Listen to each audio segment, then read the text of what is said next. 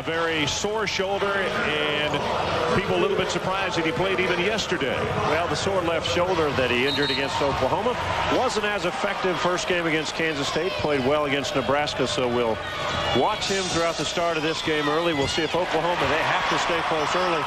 A very pro-Kansas crowd in this building.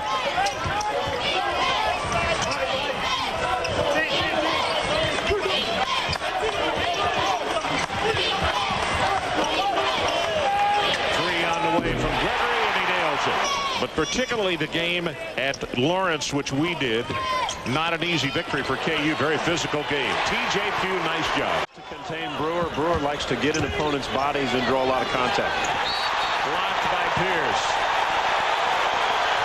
That's his 41st block of the year. Jayhawks understand defense, and they understand how to get their home crowd involved. And Pierce goes out. Allison was effective yesterday. He hit 3 3-pointers. But Chenoweth gets a rebound.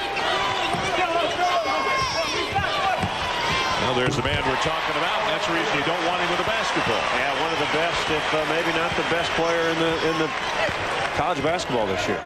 Johnson, who averages almost 4.5 assists a ball game. There's Pierce with the jumper, and he connects.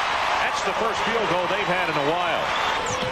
Lester Earl prepares to check in, and Michael Johnson's going to come back into the game as Paul Pierce knocks down a 2.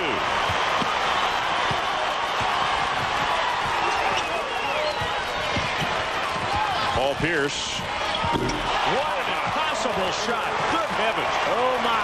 He creates for himself. John, there was no arc, and he's falling away down the baseline.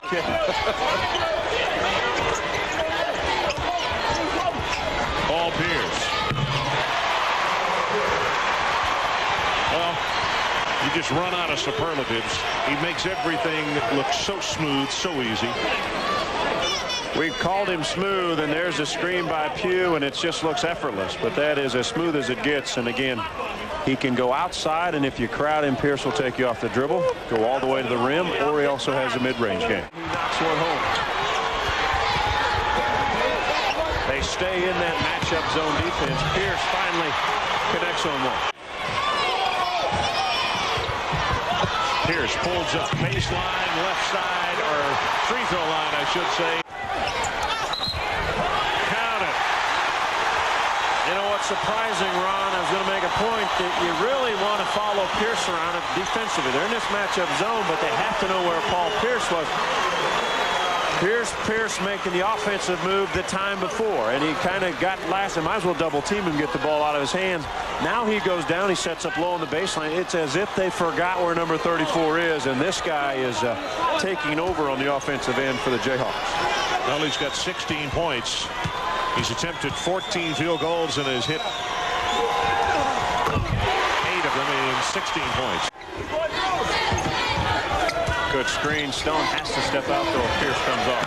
Robertson, how big is that? Pierce is open again. They didn't spot him on the far side. Lester Earl comes out and screens for him. It's a 3 on the way.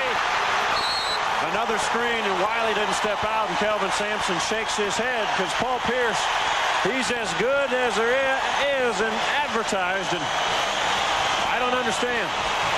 Well, the other thing that the Sooners have got to have happen is Wiley has not scored in the second half, John. And once there's a screen, he comes off. You either double team him or the guy has to flash out. Here's the reaction from the junior.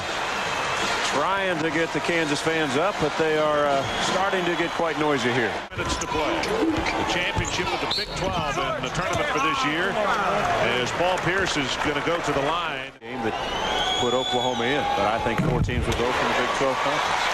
Aided their cause, but I think to get 5 clubs in here, I think Norm's team would have had to be here all the way until this afternoon. I think so. Nebraska won their last 7. They won 7 games in a row before Kansas beat them yesterday. Difficult because Pierce can just jump over and shoot it.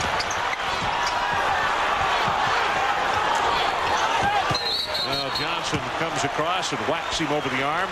Everybody from the trainer to the physicians, they say they will tee it up either Thursday or Friday, depending where they are sent. But a couple days will probably feel a lot better for him.